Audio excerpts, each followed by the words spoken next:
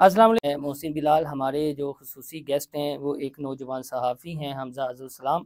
और बहुत कम हमने मीडिया में ये देखा है कि जो नाडर आवाज़ें हैं और जो करप्ट अशराफिया है उनके ख़िलाफ़ बोलते हैं, और जब बोलते हैं तो फिर उन्हें धमकियाँ मिलती हैं। तो आजकल एक प्रॉपर्टी टाइकून है मलिक रियाज़ अहमद साहब, ठेकेदार मलिक रियाज़ अहमद, जिनके बारे में ये कहा जाता है कि कोई भी उनके हवाले से बात नहीं करता, मीडिया नाम नहीं लेता। तो हमज़ा उनमें से हैं कि जो बोले भी और जिनको थ्रेट किया गया। तो हमज़ा, क्या थ्रेट किया गया? कौन सा आपने बम फोड़ दिया था मलिक रियाज़ के खिलाफ? जी, सबसे पहले तो आपकी मेहरबानी मुझे लेने के लिए। और ये थ्रेट्स तकरीबन 2 साल पहले आए थे। उस वक़्त मैंने एक स्टोरी की थी कि एक फ़्लाइट मैनिफेस्ट मुझे मौसूल हुआ था, जिसके अंदर बहरिया टाउन की एक प्लेन के अंदर फ़राह गोगी ने ट्रैवल किया, और उसके अंदर वो एक ग्राफ का सेट भी कैरी कर रही थी। ये वही ग्राफ का सेट था जो कि किंगडम ऑफ सऊदी अरेबिया ने रियासत पाकिस्तान को गिफ्ट दिया था। इसको इल्लीगली तोशाखाना में अंडर वैल्यू करके इसको दुबई लेके जाया गया, उमर फ़ारूक ज़हूर साहब को बेचा गया, और ये मलिक रियाज़ साहब का प्लेन था जिसके अंदर ये ट्रांसपोर्ट जहाज़ हुआ। इनका था। जहाज़ इनका था। उसकी फ़्लाइट मैनिफेस्ट मेरे पास मौसूल हुई। ठीक। उस स्टोरी से पहले मैंने मलिक रियाज़ साहब के ऑफ़िस को भी रीच आउट किया और उनसे मेरी ऑफ द रिकॉर्ड बात हुई, लेकिन उन्होंने मुझे कमेंट नहीं दिया। जब मैंने ये स्टोरी कर दी तो उनकी एक डायरेक्टर की तरफ से मुझे एक फ़ोन कॉल आई और मुझे कहा गया कि आपकी हिम्मत कैसे हुई कि आपने हमारे बारे में ये स्टोरी की। मलिक रियाज़ के ऑफिस से। मलिक रियाज़ की एक बहरिया टाउन की एक फ़ीमेल डायरेक्टर थी। मैं ठीक। अभी उनका नाम लेना मुनासिब नहीं समझता, लेकिन मैनेज एक करती मीडिया को हाँ, एक अक्सर। बड़ी हाँ। सीनियर ओहदेदार थी जो खुद एक बड़ी पावरफुल इंडिविजुअल थी और हैं। अभी भी हैं। अभी भी हैं, बिल्कुल अभी भी हैं। Current she is a billionaire in my understanding. हाँ। तो ये मलिक रियाज़ साहब के साथ काफ़ी लोग ऊपर गए हैं। आई विश के कुछ अच्छे काम करके गए होते, लेकिन बहरहाल मुझे ये कहा गया कि आपकी हिम्मत कैसे हुई कि आपने हमारे बारे में ये स्टोरी की, और आपको पता नहीं है कि हम आपके साथ क्या कर सकते हैं और हम आपसे कुछ भी करवा सकते हैं, तो आप ये स्टोरी डिलीट करें। तो मैंने कहा कि जी आप प्लीज़ लीगली आप मेरे से करें ये क्या आप।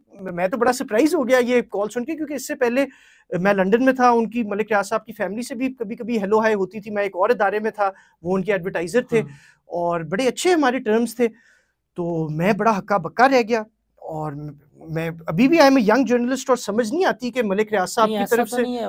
अमूमन ये होता है कि यार मलिक रियाज़ फलाने नूं इन्ना खिला रहा है ते सानू क्यों नहीं खिलाया, ते स्टोरी कर दो ताकि बाद च असीं फायदा लईए। मतलब सब जी बिल्कुल, लवरेज आपका जो हो रहा आपका है सवाल बजा हाँ है जी। और बहुत सारे जर्नलिस्ट्स ने ऐसा किया है। लेकिन मेरे ख्याल में कि action speak louder than words, और मुझे मलिक रियाज़ साहब से या किसी भी शख्स से कोई इल्लीगल गेन्स नहीं चाहिए। मैं सहाफ़त करना चाहता हूँ, अल्लाह से डर के अपनी ज़िंदगी गुज़ारना चाहता हूँ, और जो भी मेरे पास है मैं बड़ा सैटिस्फाइड हूँ। मुझे किसी प्रॉपर्टी टाइकून की भीख नहीं चाहिए। ये जो प्रोपोगेट करते हैं जी रियासत पाकिस्तान का पैसा नहीं था, ये तो आना ही सुप्रीम कोर्ट में था। ये भी आपने ये कह लें कि खबर सामने लाए। तो थोड़ी-सी कहानी हमारे सुनने वालों को बताएँ स्टोरी के बारे में, जिसने अब धमाका किया हुआ है।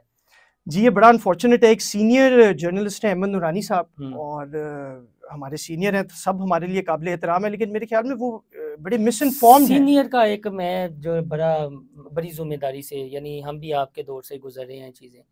सीनियर अपने काम की वजह से होना चाहिए। बिल्कुल। कोई जूनियर भी बड़ी स्टोरी ला सकता है। ज़रूरी नहीं है कि सीनियर ने जो कह दिया है वो ठीक है। बोंगी मारी है ना मतीउल्लाह जान बिल्कुल, ने, बोंगी है ना। बिल्कुल जी। इससे बड़ी बोंगियाँ क्या हैं? जो सतूर मार रहा है, मतीउल्लाह जान कर रहा है, अहमद नूरानी कर रहा है, खुद्दू बना रहे हैं ना उनको। बिल्कुल जी, मेरे लिए तो सारे हाँ काबिल जी। एहतराम है। मैं तो उनके काम पे कह सकता हूँ कि आई थिंक कि वो मिसइन्फॉर्म्ड हैं, और शायद एज़ फार एज़ नूरानी साहब इज़ कंसर्न्ड, वो हमेशा कोई भी चीज़ अगर एंटी स्टेट हो या एंटी एस्टेब्लिशमेंट हो, वो उसके शायद बहकावे में आ जाते हैं और वो फैक्ट्स को इग्नोर कर देते हैं। बैठे भी कहाँ हुए हैं। हाँ जी, वो भी सारी उनके पर्सनल मामलात हैं, लेकिन मैं बड़ी इज़्ज़त से नूरानी साहब से एक सवाल पूछूँगा कि सर ये जो आप जजमेंट शेयर कर रहे हैं, ये अपर ट्रिब्यूनल है इमिग्रेशन और असाइलम का, इसका एनसीए की जजमेंट से कोई उससे ताल्लुक कोई नहीं है। ताल्लुक नहीं है। ये जो जजमेंट आप कोट कर रहे हैं, ये अपील की थी मलिक रियाज़ और अली रियाज़ ने, जो उनके वीज़ा रिजेक्ट हुआ था यूके का, और उन्होंने अपील की थी कि हमारी रिजेक्शन ना हो, जो कि स्टैंड नहीं की। 10 साल के लिए they are banned from entering the UK.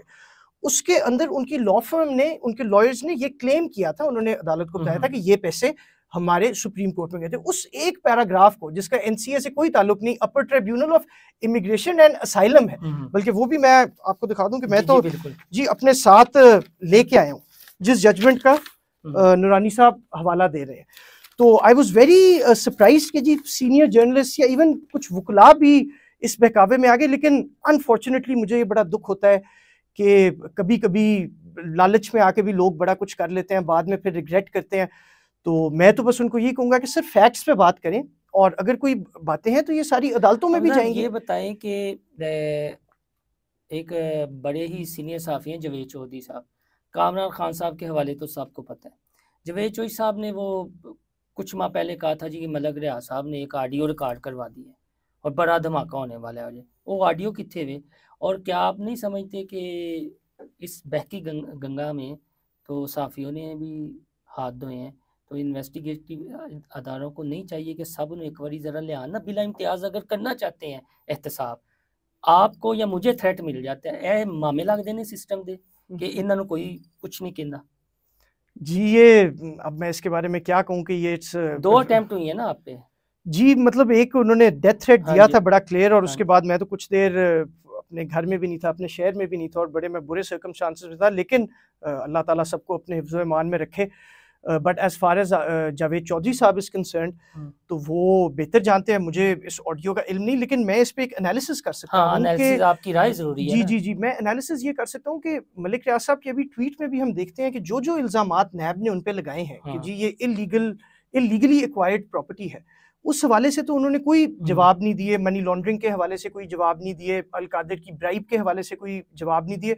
उन्होंने एक जो लाइन है ना पढ़ने वाली, वो कहते हैं कि जी मेरे सीने में बड़े राज हैं पिछले 25-30 साल के, और वो अगर मैं बता दूँ तो शायद कोई धमाका हो जाए। तो मैं आपके प्लेटफॉर्म से भी ये मलिक साहब को रिक्वेस्ट करना चाहूँगा कि please sir, the nation is begging you कि आप ये नाम बताएँ। हमें भी पता लगे कि कौन चोर, डाकू, लुटेरे, करप्ट लोग इस मुल्क के अंदर हैं, सबको हम एहतसाब में लाएं। और ये भी मैं आपको बता दूं कि जिनके हैंड्स क्लीन होते हैं ना, वो इससे कभी नहीं डरते। यानी कोयलों की दलाली में जिन्होंने हाथ काले नहीं किए, वो क्यों डरे? बिल्कुल, बिल्कुल। तो इस वजह से अगर मलिक रियाज साहब की ये अंडरस्टैंडिंग है कि आज की सिनेरियो, आज की रियासत को या आज की एस्टेब्लिशमेंट को, हुकूमत को ये ब्लैकमेल कर लेंगे, तो मेरे ख्याल में कि ये मलिक साहब शायद गलत खेल गए हैं ये हैंड। अब ये ब्लैकमेल होने वाले नहीं है। हमजा, ये तब्दीली कैसे आई? आपने प्रेस कॉन्फ्रेंस की, पूरा स्टेट चैनल और उसके अलावा प्राइवेट मीडिया लोगोज आगे पर रखे हुए हैं, आप प्रेस कॉन्फ्रेंस कर रहे हैं, एक वो वक्त है कि आपकी कोई सुनवाई नहीं होती। आज ये क्या तब्दीली आई है सिस्टम में, क्या हुआ है? वैसे पूरा पाकिस्तान हैरान है कि हुआ क्या है। जी, बड़ी एक छोटी सी बात है कि एक मेरी एक्सक्लूसिव कॉरेस्पॉन्डेंस है एनसीए के साथ, ये भी मैं आपके सामने रख दूं। ये मैंने काफ़ी लोगों के साथ शेयर किया, आज मैं उसकी और डिटेल्स में गया हूँ, मैंने आइडेंटिफाई भी किया है कि कौन सा ऑफिशियल है। ये मेरी कॉरेस्पॉन्डेंस है, ये एनसीए के जवाब भी, ये एनसीए का जवाब है। तो ये बात जो इस वक्त मीडिया में की जा रही थी कुछ हलकों के ज़रिए कि ये तो जी सुप्रीम कोर्ट के फाइन में जाना था और इसका तो रियासत पाकिस्तान से कोई ताल्लुक नहीं था, ये तो एक प्राइवेट सेटलमेंट थी, ये तो एक सिविल मैटर था, इस तरह की बातें की गई हैं। तो इस इम्प्रेशन को रिपेल करने के लिए ये प्रेस कॉन्फ्रेंस हुई है और मीडिया ने भी इसको अटेंशन दिया। मैं खुद to be honest I am a bit surprised कि मीडिया ने इसको उठाया, क्योंकि इतना एक डर बैठा हुआ है मलिक रियाज का सिस्टम के ऊपर, ख़ास तौर पे मीडिया के ऊपर, मीडिया मालिकान के ऊपर, कि जी उनका नाम नहीं चल सकता।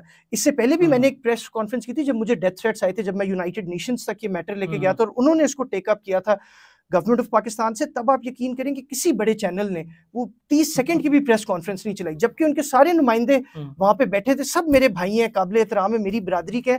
और मैंने उनको बोला था कि सर आज मैं यहाँ बैठा हूँ, कल को आप भी यहाँ पे हो सकते हैं, आपको कैसा लगेगा कि अगर आपके ऊपर ऐसी थ्रेट्स हो और आपकी बिरादरी भी आपके साथ ना खड़ी हो। तो मैं एक बड़े बुरे वक्त से गुजरा हूँ और फिर मैं कहता हूँ कि अल्लाह ताला सबको अपने हिफ्ज़ो ईमान में रखे, सबको प्रोटेक्ट करे, किसी के साथ कुछ अनफेयर नहीं होना चाहिए। और अब अगर मीडिया इसको अटेंशन दे रहा है तो आई एम वेरी हैप्पी। तो ये तब्दीली आप देख रहे हैं कि मलिक रियाज जल्द अपने अंजाम को पहुंचेगा, या जो धमकी उसने लगा दी है ट्विटर के ज़रिए, बस अदारे डर जाएंगे, पाकिस्तान की इस्टेब्लिशमेंट घबरा जाएगी और मलिक रियाज फिर धंधलाता फिरेगा? जी, मेरी तो एक प्रेडिक्शन है आपके इस सवाल के हवाले से कि मैं ये प्रेडिक्ट करता हूँ कि sooner rather than later Malik Riaz साहब एक्स्ट्राडाइट होंगे, पाकिस्तान वापस लाए जाएंगे और वो लॉ के हवाले होंगे। जो भी, अगर वो इनोसेंट होए तो वो बरी हो जाएंगे और अगर वो गिल्टी होए तो उनको सज़ा होगी। और ये मेरे ख्याल में एक मिथ बन जाता है कि एक बंदा लार्जर देन लाइफ हो जाता है, इतना डॉलर्स में बिलियनर है, बड़े पैसे हैं, सब लोग उसकी जेबों में है। बट सर रोमन एम्पायर भी एक दिन गिरा था, वो मलिक रियाज से कई मिलियंस ऑफ टाइम्स बड़ा था। तो हर अरूज को ज़वाल आता है और ये एक नेचुरल ऑर्डर ऑफ थिंग्स है। तो अगर हम फ़िलॉसफ़ी और नेचर में जाएँ, अगर मैं उससे मुतालिया करूँ, तो मुझे तो मलिक रियाज साहब का फ्यूचर इतना अच्छा नहीं लग रहा। अच्छा नहीं लग रहा। लास्ट में बताएं कि ये कुछ अपने मिस यूज़ ऑफ अथॉरिटी ये 190 मिलियन पाउंड में किया गया इमरान खान की जानिब से और कबीना की जानिब से, या जिस तरह कहते हैं जी कि हमें तो इसलिए सज़ा दी जा रही है कि हम तो एक अच्छी नेक मकसद के लिए यूनिवर्सिटी बनाना चाहते थे। देखिए, ये सबसे पहले तो नेक मकसद के लिए सिर्फ एक ही नेक आदमी है मलिक रियाज साहब, और दूसरे नेक आदमी है इमरान खान साहब, जो भला करना चाहते हैं और उसी वक्त पे करना चाहते हैं।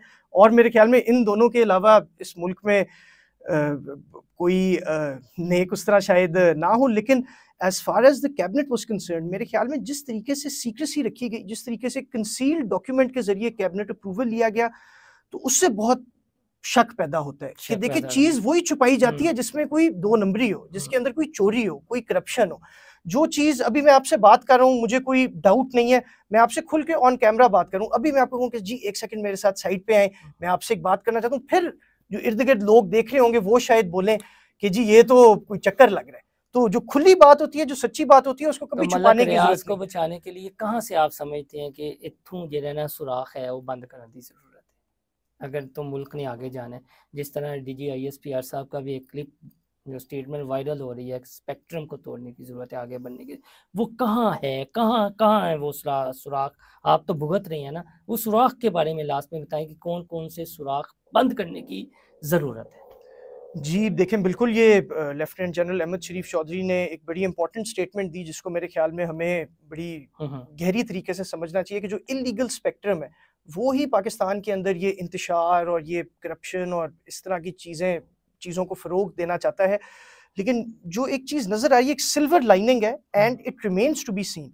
लेकिन ऐसा लग रहा है कि जो इस वक्त जो इदारे हैं वो बड़े कैटेगोरिकल हैं कि जो भी होगा, चाहे वो जितना भी पावरफुल हो, law will be supreme, law will take its एहतसाब अपना अपना जिन्नियां खादियां गाजरा टेढ़ो ना दे पिए। हाँ जी बिल्कुल। चलें, अल्लाह ताला आपको इसी तरह की हिम्मत ताकत दे सच बोलने की। हमजा जैसे आप ये कह लें कि नौजवान हैं जो सच बोलते हैं, तो ऐसे नौजवानों की सिस्टम को भी कदर करनी चाहिए और पाकिस्तान की आवाम को भी कदर करनी चाहिए। और जब कोई कलमा हक बुलंद करता है तो उनका साथ देना चाहिए, ट्रोलिंग नहीं करनी चाहिए। मलक रियाज सिस्टम से बालातर खुद को समझ रहा था और हम तो मीडिया में हमने ये देखा कि नाम नहीं लिया जाता था।